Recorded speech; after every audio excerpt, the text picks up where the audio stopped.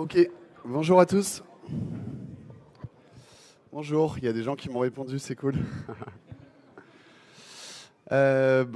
Super, il y a pas mal de monde, ça fait plaisir. Je m'appelle Thibaut, je travaille chez Theodo Cloud. Et aujourd'hui, on va parler un peu de DevOps et de sécurité et de gestion des secrets. Juste en quelques mots, du coup, Theodo Cloud, ça fait partie du groupe Theodo. Et Theodo Cloud, on fait du cloud, du DevOps et de la sécurité. Voilà.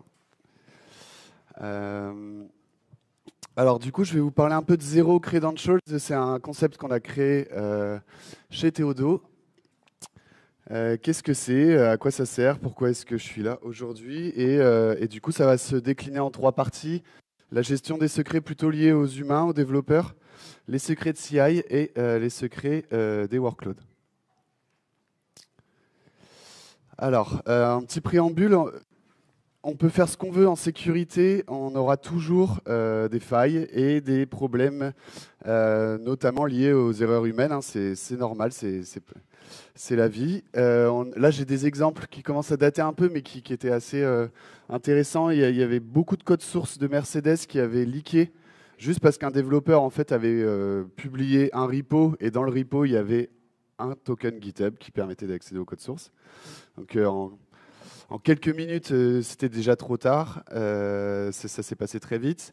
On a aussi le gouvernement des États-Unis qui s'était fait hacker à cause de credentials qui ont fuité. Donc, bon, là, je vous apprends rien. Les attaquants cherchent des secrets et ensuite ils vont les revendre. Il va y avoir des exploitations. Le Google Threat Horizon Report 2023 dit que 60% des facteurs de compromission sont liés à des identifiants, des credentials. Et il y a aussi un autre fact intéressant de Verizon qui dit que 74% des attaques impliquent un facteur humain, du social engineering, une erreur. Ça s'est arrivé à la plupart des entreprises. Donc, si on considère ça, on se dit, bon, il va falloir essayer de jouer soit sur l'humain, soit sur les credentials. On voit aussi que la plupart des identifiants assez critiques, par exemple des identifiants liés aux accès cloud, AWS, Azure ou GCP, c'est des accès qui sont longs terme, plus d'1 an, voire plus de 3 ans.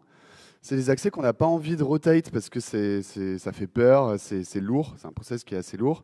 Et donc, un peu par flemme, on va laisser ça sous le tapis, on va commencer à avoir des credentials qui sont trop long terme. Et à un moment donné, si vous vous rendez compte que ces credentials ont fuité, vous n'allez pas savoir potentiellement depuis combien de temps, est-ce que ça a été exploité ou pas.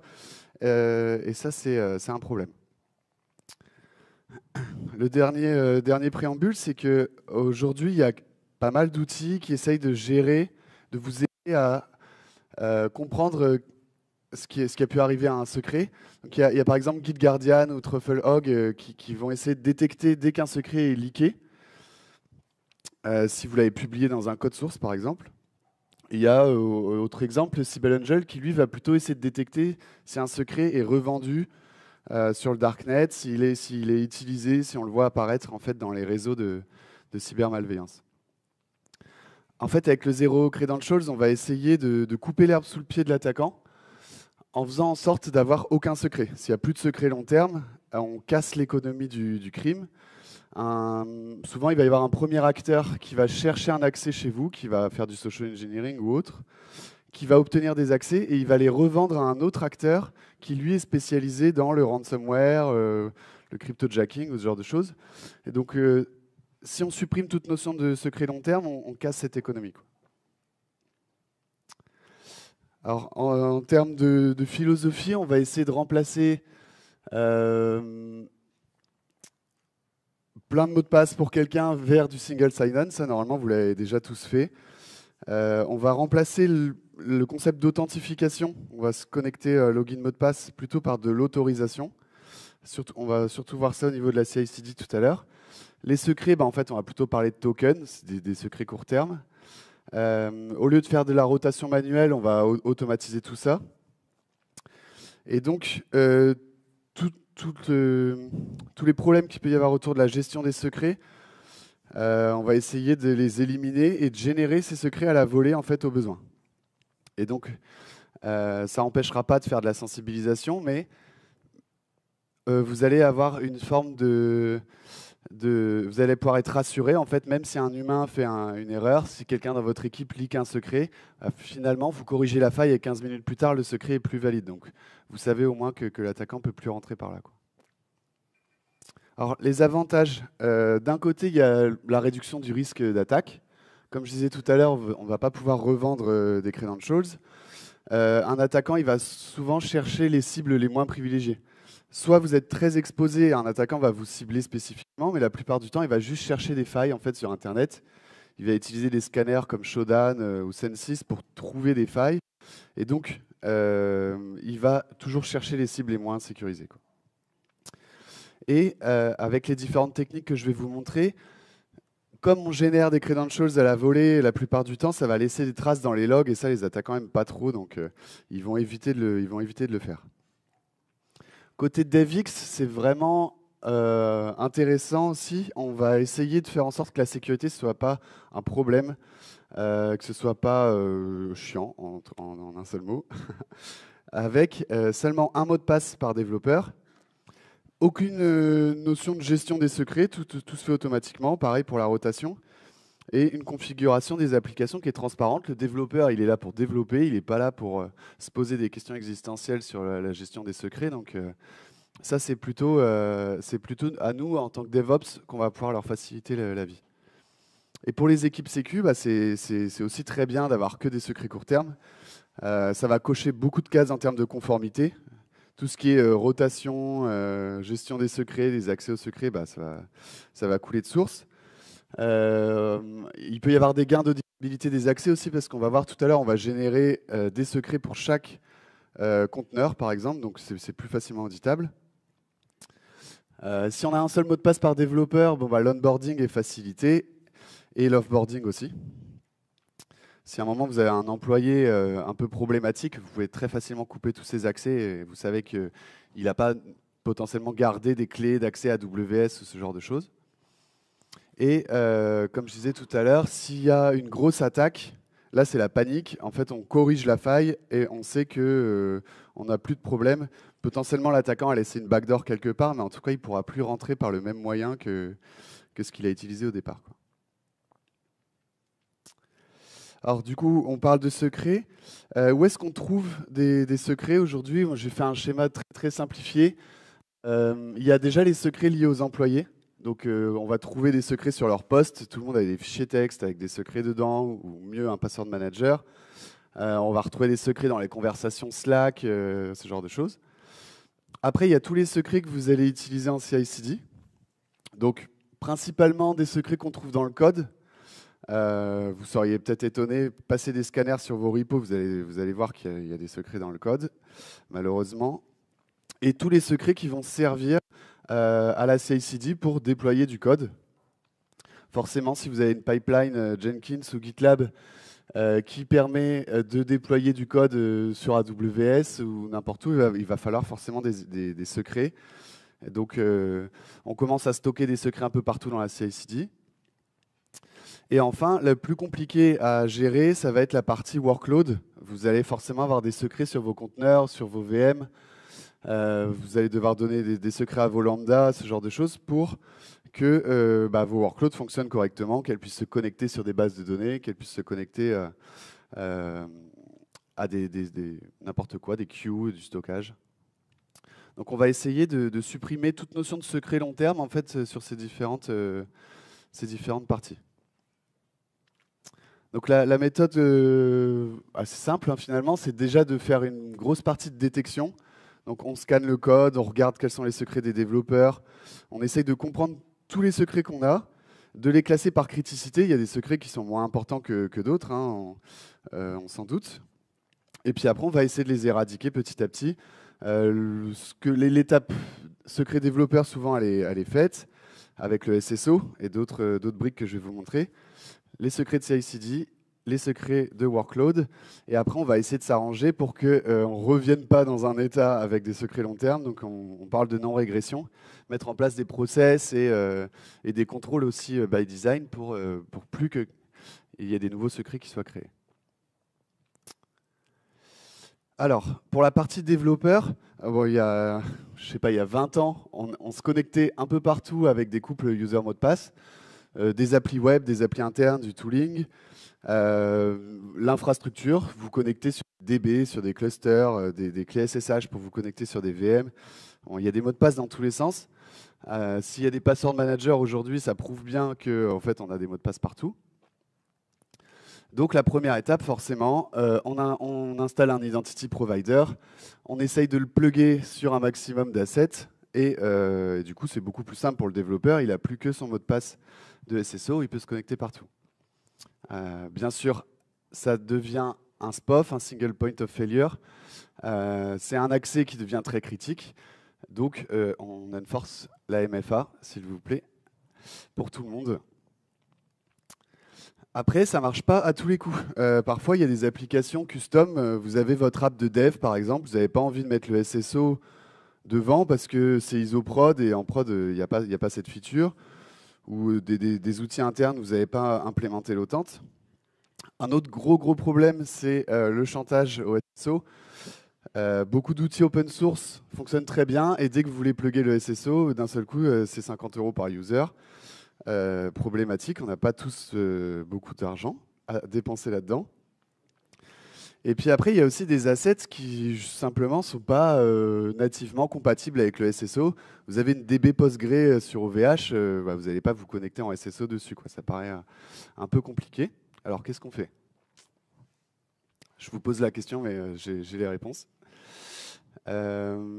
Déjà, une brique qu'on a trouvée assez intéressante chez Theodo, c'est OAuth 2 Proxy. Voilà, c'est écrit là-haut. C'est une petite brique open source que vous pouvez mettre devant vos applis web qui peut se plugger sur votre SSO. Et donc, en termes de flux, le développeur essaye d'accéder à une application interne. Je sais pas, Grafana, Argo CD, bon, c'est plus des trucs de DevOps, mais même n'importe quel outil. S'il n'est pas connecté, il est redirigé sur la page du SSO, il s'autente, il obtient un cookie. Donc c'est juste une espèce de reverse proxy qui laisse passer que les personnes qui sont authentifiées. Donc ça, c'est pas mal si vous avez des outils, par exemple open source. Vous désactivez l'autente côté outils et en fait, vous mettez une autente SSO devant.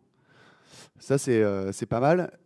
Juste un petit frein, c'est par nom de domaine. Si vous avez tourentech.fr et tourentech.com, vous allez devoir installer deux OAuth 2 proxy parce qu'ils ne supportent qu'un seul domaine racine. Par contre, si vous avez des sous-domaines, c'est pas grave, vous pouvez générer des cookies valides pour tous les sous-domaines. Un autre outil que j'aime beaucoup, c'est plutôt deux outils, c'est Boundary et Vault. Donc, probablement, qui connaît Vault ici? Ok, super. Et Boundary, c'est probablement moins, ouais, beaucoup moins. Donc Vault, un outil de gestion de secrets, très simple. Boundary, c'est un outil aussi d'HashiCorp et il est open source. Même en version open source, vous pouvez vous plugger sur le SSO et ça fait office de bastion. Donc un bastion, Boundary est exposé sur Internet, plus ou moins. Vous pouvez mettre un VPN si vous voulez, mais le développeur, en fait, s'il veut accéder à une base de données, un cluster cube, il va passer par ce bastion. Donc il va pouvoir accéder à des ressources qui sont privées. Et pourquoi il y a Vault aussi par-dessus, c'est que si vous avez juste Boundary, ça va juste faire office de bastion, donc ça va permettre d'accéder à des assets internes en se connectant en SSO. Mais si vous rajoutez Vault, vous allez pouvoir générer des credentials à la volée. Donc en fait, le développeur n'a même plus à connaître le mot de passe de base de données. Au niveau de Boundary, vous allez dire le groupe des développeurs a le droit d'accéder à cette DB. Et donc le développeur fait juste Boundary login, Boundary connect Postgre. Et à la volée, ça lui génère un identifiant qui est valide pour 1 heure, 24 heures. Je trouve que 24 heures, c'est bien. Donc le matin, il se log, il se génère des identifiants, et après, il peut s'en servir toute la journée. Il peut aussi plugger après, derrière, ça va ouvrir un port en fait, sur sa machine, et quand il se connecte dessus, il y a un tunnel TCP authentifié sur la DB, et il a directement accès à la DB. Ça marche aussi avec des clés SSH. Donc les clés SSH terminées, vous n'en avez plus besoin. Et ça marche aussi avec les clusters Kubernetes. Donc ça, je trouve que c'est vraiment un setup intéressant. Grâce à ça, vous allez déjà pouvoir gérer beaucoup plus de cas limites que juste le SSO. Voilà, j'espère que c'est clair. On va passer à la CI/CD. Donc tout à l'heure, je vous ai dit, en CI/CD, il y a deux grandes catégories de secrets. Il y a les secrets qui sont en clair dans le code et les secrets que vous allez définir comme secrets de pipeline pour pouvoir déployer du code, par exemple. On est tous d'accord qu'il ne faut pas de secret dans le code. Alors, moi, ce que je vous conseille de faire, c'est de faire déjà une grosse passe de détection. Là, je vous ai mis ici un outil qu'on a open sourcé qui est très simple, qui mixe GitLeaks et TruffleHog, qui sont deux outils open source qui marchent assez bien. On a cumulé le meilleur des deux mondes pour faire Git Secret Scanner. Ça va vous sortir un CSV avec tous les secrets qui ont été détectés. Forcément, il y a des faux positifs, il faut faire une passe, mais ça va déjà vous permettre d'avoir une idée de qu'est-ce qui est stocké chez vous. Et ensuite, il faut les supprimer. Donc, soit vous les déplacez du code vers ailleurs, un secret manager, un vault. Soit vous pouvez aussi les chiffrer avec SOPS, j'en parle juste après. Parce que parfois, vous allez vouloir déployer votre code sur par exemple, un serveur qui est totalement déconnecté d'Internet, qui n'a pas accès à un password manager ou autre. Donc, il faut embarquer le secret d'une manière ou d'une autre. D'où cette petite astuce avec SOPS. Au passage, essayez de garantir l'unicité des usages, c'est-à-dire que chaque repo, chaque application doit avoir son propre login mot de passe. Le jour où vous avez un leak où il faut faire une rotation, quand vous vous rendez compte qu'en fait vous avez 50 applications qui utilisent le même login mot de passe, c'est un enfer. Et après, forcément, faire une rotation, puisque il faut partir du principe que ces secrets ont leaké. Alors, SOPS, du coup, c'est un outil de Mozilla qui est open source. En fait, ce qui va se passer, c'est que le développeur, c'est un cas limite, hein, si vraiment vous ne pouvez pas faire autrement, le développeur va avoir un secret en clair. Il va avoir le droit de le chiffrer avec, là j'ai mis KMS d'AWS, mais un service de chiffrement. Et il va stocker, chiffrer le code, le secret dans le code. Donc si un attaquant tombe dessus, il ne va rien pouvoir en faire. Et la workload, elle a le droit de déchiffrer. Donc soit vous embarquez la clé si c'est du remote, soit la workload a le droit de déchiffrer, mais le secret est déchiffré à la volée au moment où l'application elle run. Donc ça c'est une alternative qui marche bien. SOPS, ça se configure assez facilement avec un YAML. Vous pouvez définir quel secret chiffrer. Franchement, c'est une bonne solution. Par contre, comment est-ce qu'on fait pour les secrets de pipeline? Donc, tout à l'heure, je vous ai dit, on va essayer de remplacer l'authentification par de l'autorisation. Là, je vous ai mis un exemple avec GitHub et un cloud provider. En fait, aujourd'hui, GitHub, GitLab, tous les repos, tous les logiciels de gestion de code sont compatibles avec de l'OIDC, c'est-à-dire que au lieu de stocker des secrets au niveau de GitHub dans les secrets de pipeline, vous allez pouvoir, à l'endroit où votre code doit avoir accès, autoriser le repo. Donc par exemple ici, dans AWS, je crée un trust, un OIDC trust, c'est un objet assez simple. Je le fais pointer vers GitHub et je lui dis tu autorises le repo /theodo/tourentech à assumer un rôle dans mon organisation AWS. Donc ce qui va se passer, c'est que quand vous allez trigger votre CI, le repo va générer un JWT auprès de GitHub, il va présenter ce JWT à AWS, mais n'importe quel système OIDC compatible. Hein. Ce JWT, la signature va être vérifiée au niveau de GitHub. Et en retour, du coup, des credentials vont être fournis à votre repo. Et c'est des credentials qui ont été générés spécifiquement pour l'occasion, qui sont valides pendant un temps assez court, le temps que votre CI s'exécute. Et grâce à ça, après, votre repo peut accéder à des ressources. Donc ça, c'est assez facile à mettre en place. Et d'un seul coup, vous n'avez plus tout le problème de gestion des secrets dans les pipelines, qui a le droit d'y accéder, tous les problèmes qui peuvent être liés à la gestion des secrets. Il suffit de créer des rôles par rapport à vos types de repo et de donner accès à des ressources. Ce qui est assez intéressant aussi, c'est qu'il y a un contrôle très fin. Vous pouvez autoriser uniquement une branche, un tag à s'authentifier. Donc, au niveau de votre environnement de production, vous pouvez autoriser uniquement certains tags ou la branche main, et dans vos environnements de dev, vous pouvez autoriser toutes les branches. Alors, je vais vous faire une petite démo de cette partie pour que ce soit plus clair. Alors, du coup,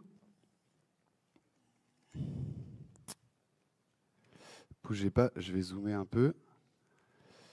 Donc, là, ici, j'ai une pipeline GitHub Action. Est-ce que vous... Ouais, c'est bon, là, vous voyez normalement. J'espère que tout le monde a mis ses lunettes. Donc, cette pipeline, elle se déclenche sur la branche main. Elle a la permission de générer des tokens auprès de GitHub. Donc, elle peut générer un JWT qui va l'authentifier. Ce JWT, il va dire c'est tel repo sur tel orga, sur telle branche qui a été déclenché par telle personne. Il y a plein d'informations dedans. Et ensuite, vous allez, au lieu de fournir des secrets, simplement lancer une action qui va aller chercher un couple d'identifiants, des tokens d'authentification pour une durée assez courte, quoi. Donc on spécifie le rôle qu'on veut assumer et c'est tout. Tout simplement. Donc je vais la trigger après pour vous montrer. Et donc qu'est-ce que j'ai fait côté AWS? J'ai créé un trust OpenID. Je lui ai dit, pour aller vérifier la signature des JWT, tu vas aller voir sur GitHub. Et j'ai autorisé, en fait, on voit que les seuls repos qui sont autorisés à assumer ce rôle, c'est les repos qui sont dans l'orga Paddock Team. C'est le repo démo GitHub Action ou IDC, et c'est uniquement la branche main. Ça, il faut faire attention aussi à ne pas mettre un étoile et à autoriser tout le monde à venir assumer des rôles chez vous. On peut vraiment utiliser ce système avec quasiment toutes les technos. Là, je vous fais juste un exemple avec ça. Et donc, ensuite, le rôle a certains droits. Par exemple, ici, il peut aller lire des objets sur les buckets. Donc, je vais trigger la CI.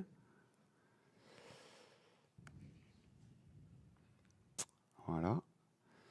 Donc là, j'ai juste fait un commit pour trigger la CI. Je vais voir dans GitHub Action la CI qui se trigger. Donc là, c'est déjà arrivé. Configure AWS Credentials. On voit ici que la pipeline a assumé un rôle par OIDC. Et donc, le worker, la machine qui exécute cette pipeline, elle a des accès à AWS. Là, j'ai utilisé une action qui est assez intéressante. D'ailleurs, je vous la montre parce que je trouve ça pratique pour debug. Ça s'appelle Teammate. Probablement que certaines personnes connaissent.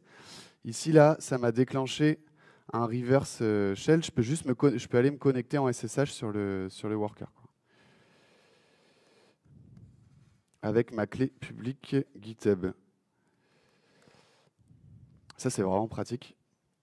Voilà, donc là, j'ai un shell sur le worker qui appartient à GitHub. Je suis dans l'infrastructure de GitHub. Et si je regarde mes droits, AWS STS Get Caller Identity, je vois que je suis normalement authentifié. Voilà, j'ai assumé le rôle GitHub OID. À chaque fois que je vais run ma pipeline, ça va générer des nouveaux credentials. Là, si je regarde dans les variables d'environnement, j'ai bien un secret key, access key, ce que vous auriez donné d'habitude, mais j'ai aussi un session token qui fait que ce triplet n'est valide que pendant un certain temps. OK. Je vois des têtes de différents types. J'espère que c'est assez clair. Ce qui est intéressant, c'est que le jour où un attaquant vole les accès d'un développeur, si vous aviez défini des secrets long terme, en fait, il aurait pu les afficher dans les logs, récupérer l'access key, secret key, aller la revendre à quelqu'un, alors que là, il va pouvoir le faire, les accès seront valides que 15 minutes. Donc à chaque fois qu'il va vouloir accéder à votre infrastructure via cette faille, il va devoir relancer la pipeline encore et encore et donc laisser des traces, quoi. Alors parfois ça ne fonctionne pas comme ça. Votre pipeline elle a besoin d'accéder à des objets très spécifiques ou qui sont par exemple pas dans un cloud provider ou pas liés à un système d'IAM comme là j'ai pu vous le montrer. Et parfois vous avez aussi juste des clés d'API, vraiment, par exemple, je sais pas, une clé d'API Stripe, bon va falloir la mettre dans les secrets, il n'y a pas le choix.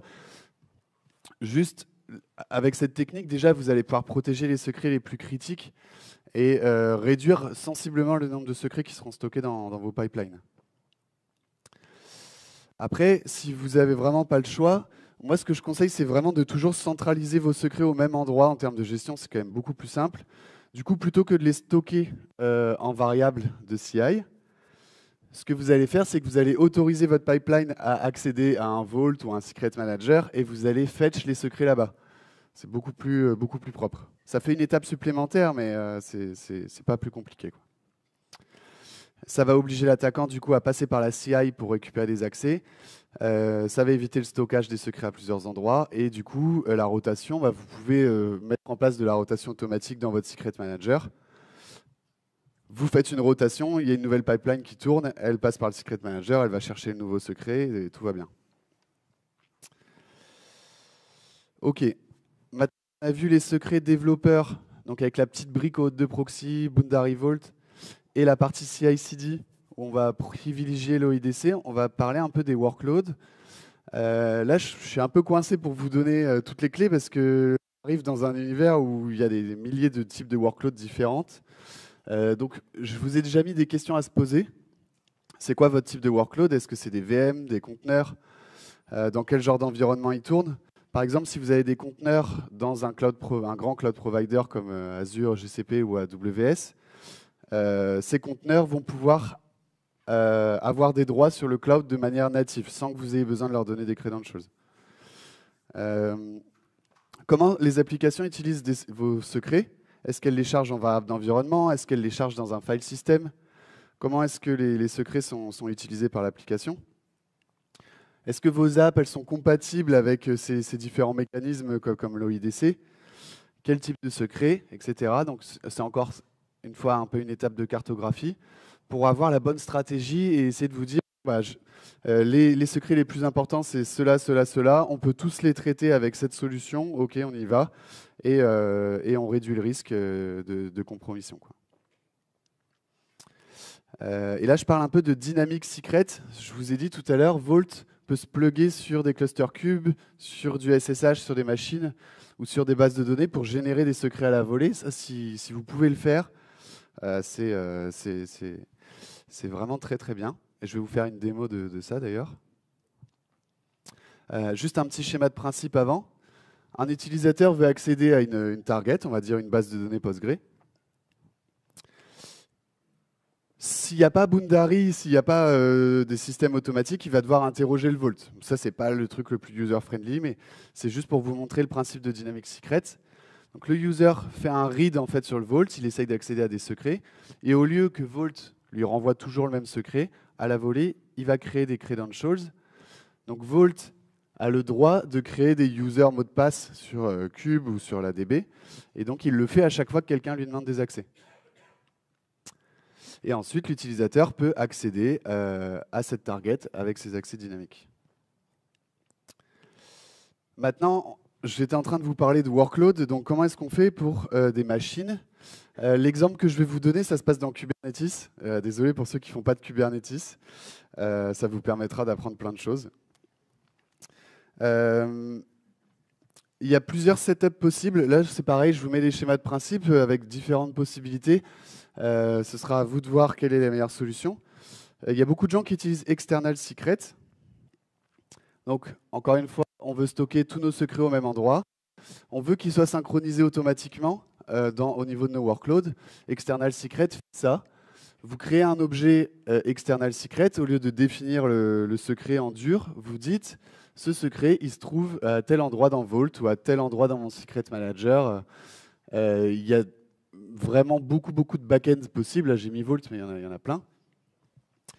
Et donc, au moment où il y a un polling qui est fait régulièrement, et donc si le secret est changé au niveau de votre Secret Manager, le secret dans Cube va automatiquement être modifié. Alors souvent, quand on utilise ce setup, on va avoir une granularité des droits par namespace.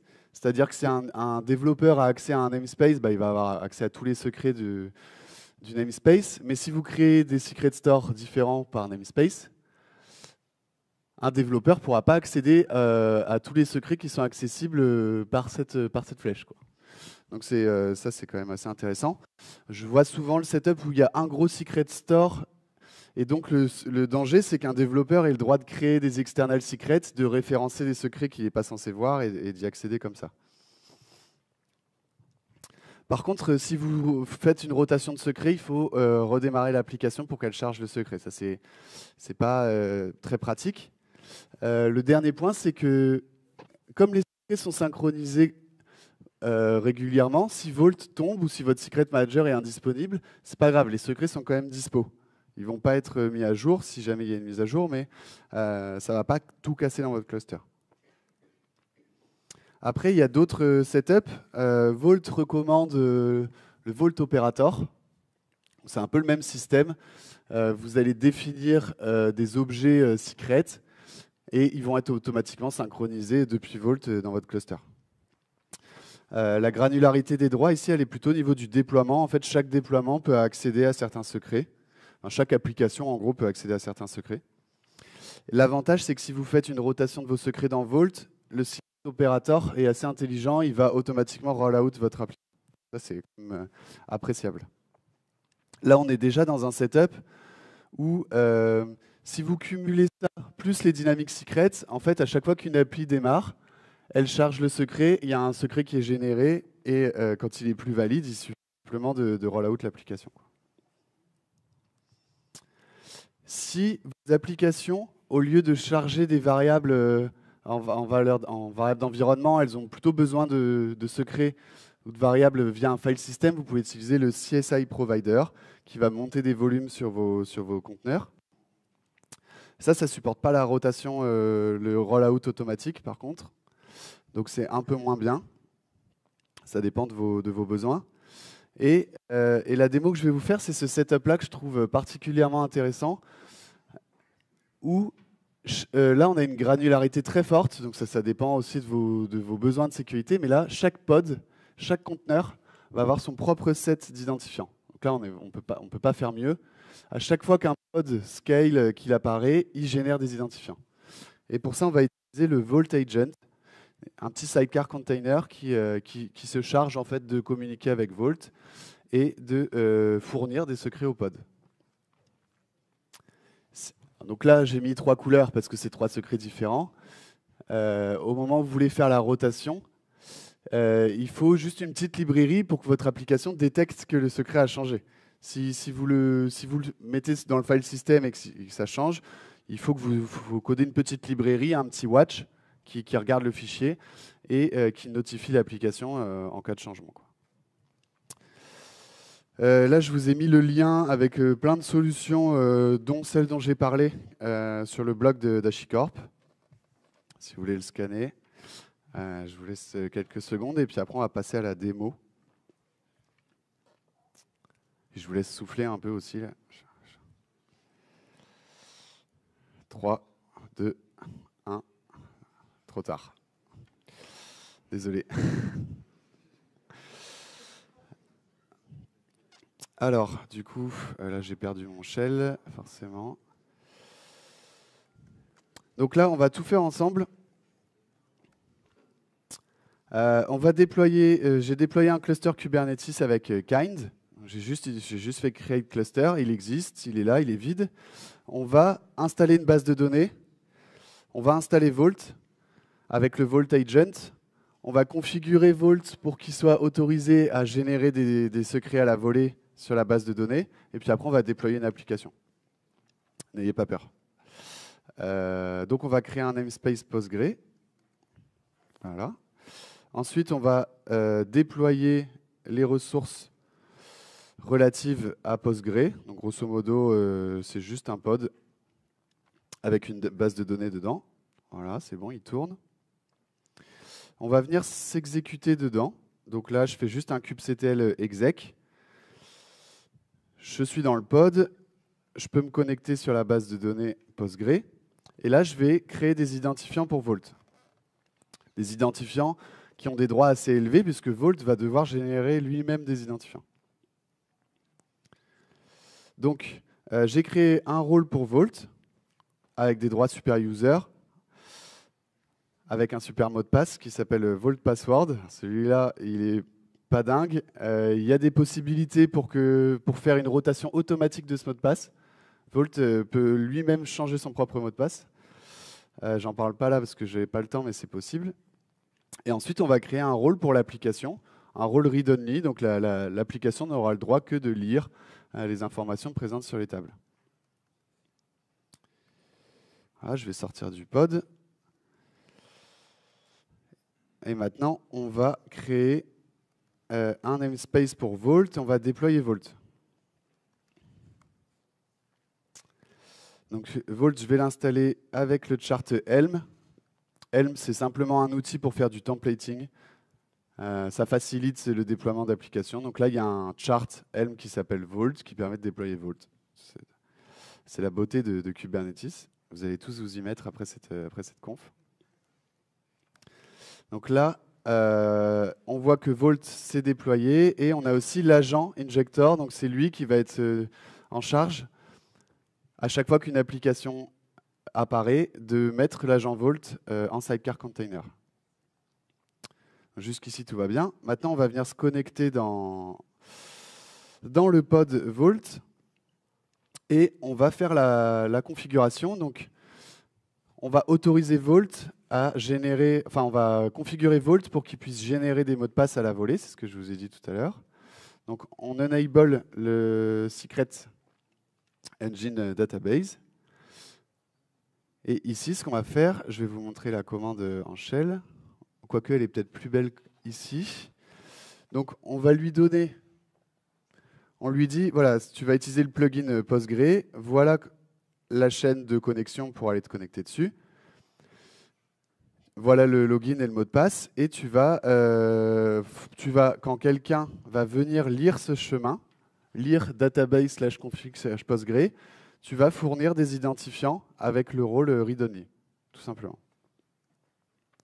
Alors, c'est bon, ça c'est fait. Je réfléchis que je ne vous ai pas dit de bêtises, non, c'est ça.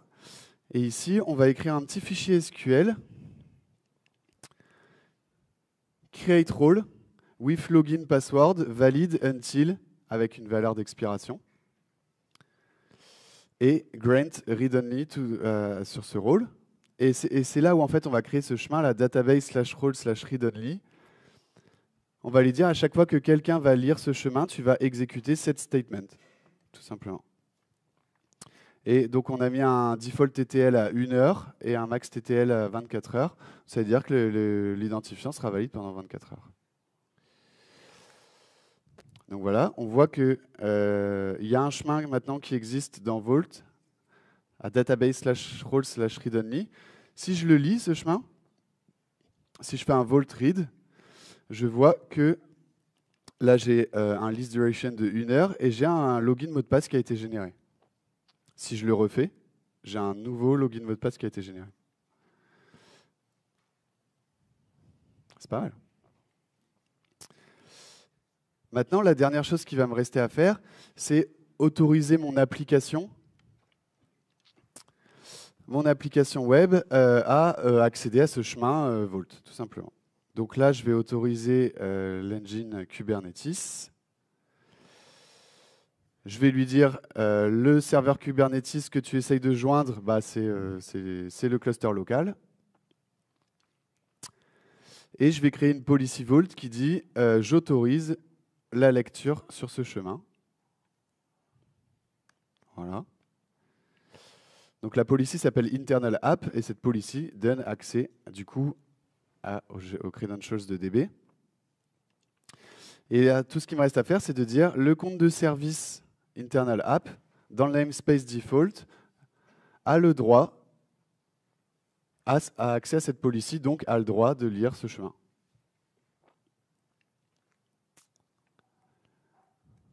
Voilà.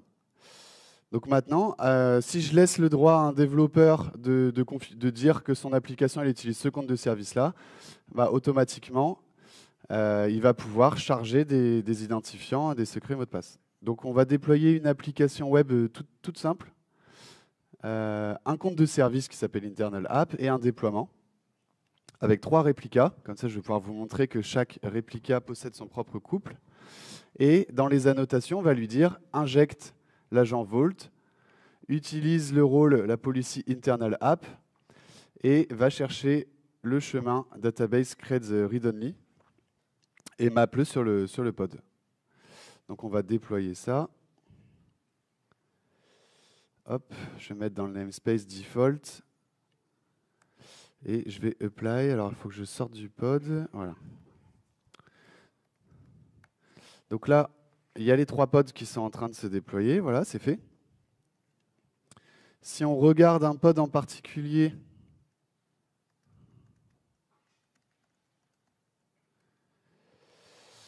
donc j'ai fait kgetpod, kubectl, getpod, et j'ai utilisé neat pour nettoyer un peu l'output. On voit que dans les conteneurs, il y a le conteneur Nginx que je lui avais demandé, que le développeur a demandé en fait, en définissant son manifeste. Et on voit aussi ici qu'il y a eu un mount, donc il y a le /vault/secret qui a été créé avec les identifiants dedans. Et il y a un autre conteneur ici qu'on voit qui a été créé automatiquement par Vault avec toute la config qui s'est faite toute seule. Il y a le Vault agent qui s'est injecté dans le pod. On peut même voir les logs de l'agent Vault. Au moment du démarrage du pod, on voit que le Vault agent a démarré. Et on peut voir ici qu'il a déjà il a récupéré des accès à Vault grâce à son compte de service. Ça s'est fait tout seul. Et ensuite, il est allé chercher un dynamic secret et il l'a déposé ici. Et donc, si on regarde pour chaque pod ce fichier, on peut constater normalement qu'ils sont tous différents. Voilà. Chaque pod possède un username mot de passe unique. Là, c'est le maximum en termes de granularité, quoi. Et dès que vous allez scale, ça va générer des nouveaux identifiants. On va aller voir dans l'ADB Postgre ce qui s'est passé.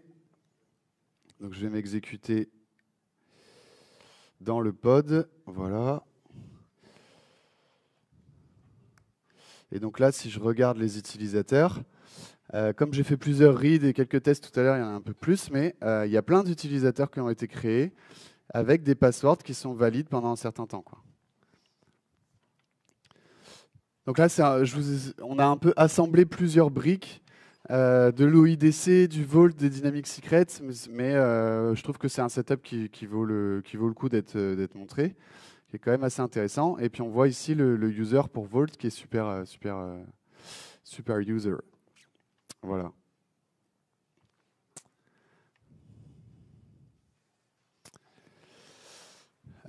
Donc en conclusion, j'ai essayé de vous donner quelques clés, mais il va falloir quand même travailler un peu de votre côté, vous poser certaines questions. Essayez de favoriser l'OIDC au maximum. Est-ce qu'on peut passer par de l'autorisation plutôt que de l'OTAN? Ça, c'est vraiment la clé. En particulier avec les petites briques O2 Proxy ou Boundary, toutes les petites briques que je vous ai montrées au début. Est-ce que vous pouvez faire des Dynamic Secrets? Je ne travaille pas chez HashiCorp, mais c'est quand même vraiment une belle feature. Et sinon, est-ce que je peux mettre en place une rotation automatique d'une manière ou d'une autre? Là où on a le plus de problèmes, c'est vraiment les clés d'API externes de certains outils qui ne supportent pas la rotation, quoi. Je rêve d'un monde où chaque outil a une route d'API pour faire de la rotation de tokens, mais pour l'instant, ce n'est pas le cas. J'ai des rêves bizarres, hein, je fais de la sécurité. Et donc, si on résume un peu, dans un monde idéal, voilà, l'infrastructure zéro creds, il y a un secret par personne, c'est tout. Le développeur, le matin, il se log une fois, il a accès à tout sans réfléchir. En CI/CD et dans le code, il y a 0 secret, il n'y a absolument aucun secret. Et au runtime, il y a aussi très peu de secrets, c'est juste des secrets qui sont avec une rotation automatique, quoi. Donc, je vous encourage tout ce qui est secret d'accès à l'infra, secret d'accès à vos registries Docker, à vos bases de données et les clés SSH. Voilà, essayez de faire une rotation automatique. Vous dormirez plus sereinement, j'imagine. Ou au moins vos collègues des équipes sécurité, quoi. Et grâce à ça, on évite, même s'il y a des erreurs humaines, on évite un peu le blast radius des erreurs, quoi. Voilà, n'hésitez pas si vous avez des questions. Ça, c'est mon LinkedIn. Et après, je vous mets le QR code avec le feedback. Si vous pouvez me faire un petit feedback sur la conf, je suis preneur.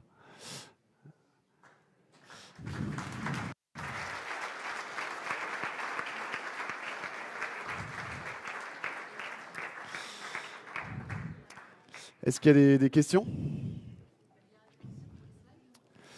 Un lien pour les slides, j'ai pas fait ça, mais je peux m'en occuper. Ouais, je le posterai sur les réseaux de Touraine Tech. Est-ce qu'il y a d'autres questions? Ouais. S'il vous plaît. Ah, désolé.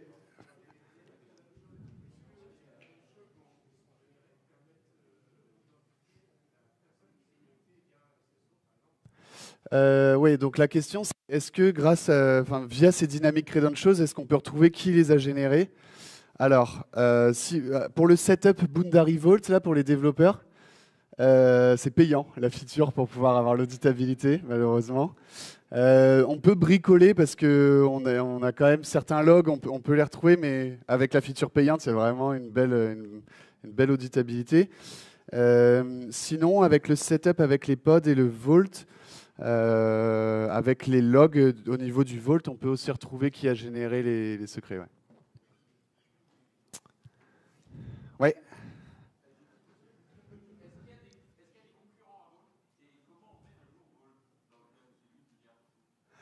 Alors, est-ce qu'il y a des concurrents à Vault et comment on met Vault à jour? Honnêtement, j'ai pas vu d'outils aussi performants que Vault. Je pense qu'il y a des alternatives, mais j'ai pas beaucoup de recul sur d'autres outils.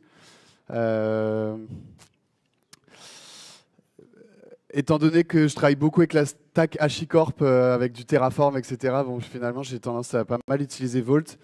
Tous les providers Terraform pour Vault sont très bien. Et effectivement, Vault devient quelque chose de très critique. Moi, ce que je conseille, c'est d'avoir un Vault pour la prod et un Vault pour tous les autres environnements. Si vous êtes serein, vous pouvez avoir un Vault pour tout, mais bon, faut être vraiment serein sur les namespaces. Et après, ça se met à jour comme n'importe quel outil. Si tu as plusieurs réplicas, il suffit de faire un Helm upgrade dans les faits, de changer la version du chart, et il y aura un rolling update. Ça se met à jour tout seul. Après, en termes de back-end, si j'ai pas trop parlé des back-end Vault, moi je conseille le back-end S3, que ça part sur un bucket qui est chiffré. Ça marche bien. Ça évite d'avoir à gérer des stateful sets, des disques sur les clusters, quoi. Ouais, c'est ça qui est très intéressant, c'est que Vault peut être totalement stateless. Si vous avez que des dynamic credentials, en fait, vous n'avez pas de données dans votre Vault, quoi. Donc vous pouvez le détruire, le repop. En termes de PRA, c'est archi simple. Il y a juste à redéployer Vault. Et comme il a les autorisations de générer des creds, c'est moins un SPOF, en fait. Il y a d'autres questions? Ok, eh ben, merci beaucoup. Bonne journée.